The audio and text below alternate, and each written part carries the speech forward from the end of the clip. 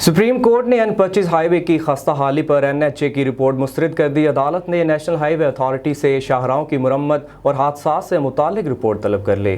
Chief justice गुलजार अहमद की सरबराही में 3 रुकनी bench ने समाअत की। दौरान समाअत चीफ जस्टिस ने मेंबर एडमिन NHA से इस्तफसार किया कि नेशनल हाईवे अथॉरिटी को मिलने वाले फंड्स कहाँ जाते हैं।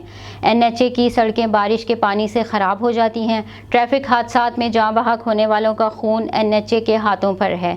चीफ जस्टिस गुलजार अहमद ने कहा कि NHA एक करप्ट इदारा बन चुका है। हाईवे की ज़मीनों पर लीज के पेट्रोल पंप्स, होटल, दुकानें बन गई हैं।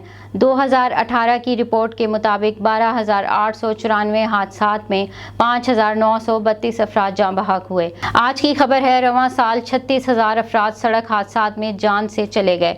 मेंबर एडमिन NHA ने बताया कि रवां साल के आखिर में रोड्स की हालत बेहतर हो जाएगी। अदालत ने समाअत गैर मुअय्यना मुद्दत के लिए मुलतवी कर दी।